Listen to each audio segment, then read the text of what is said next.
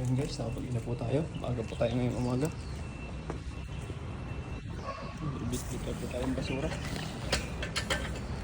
Naling sa kabilang dorm. Tapon natin po dito sa company.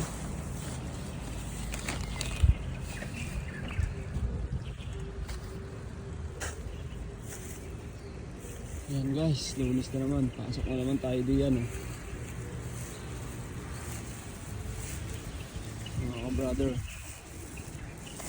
Ayun, dahil po normal working day ngayon, bawal tayo mag-park dyan sa gilid. Dito po tayo sa may court. Ayan po, kung walang bike, motor lang. Dito po tayo. Ayan, daming aso dito. Yan ang gwardiya nila dito, aso.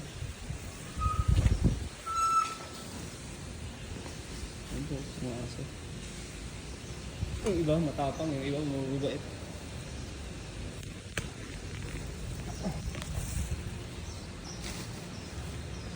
Ayan po.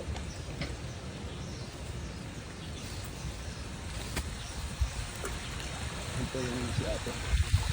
Eh! Yan! Ito ba?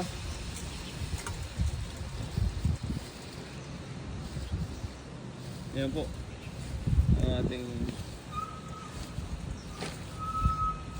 parking and bike. Ayan. May mga pangalan po yan. Para po hindi mo... Ayan po, nag-kilometer tayo kasi naka-open. Ayan. 4th floor.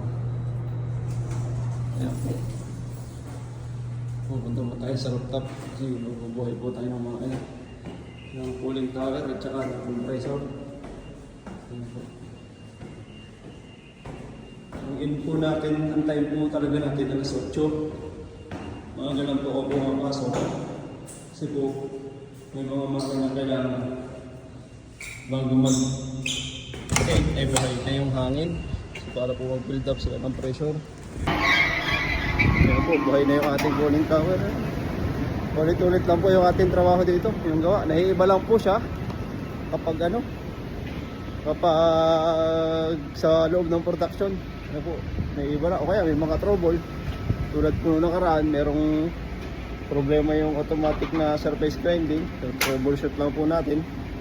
Yung oil pump niya po pala sira na. Kaya nag-a-alarm yung oil level. Sira na yung motor, hindi niya may pump yung langis, hindi niya may circulate. Ayan po, doon lang po na yung iba. Tsaka po pag may mga nilinis sila, may pinapalinis sila, kadalasan yung bahay ng amo namin.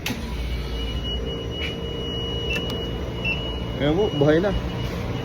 So ano po yan, double check po natin. So, may nakaliktangan tayo.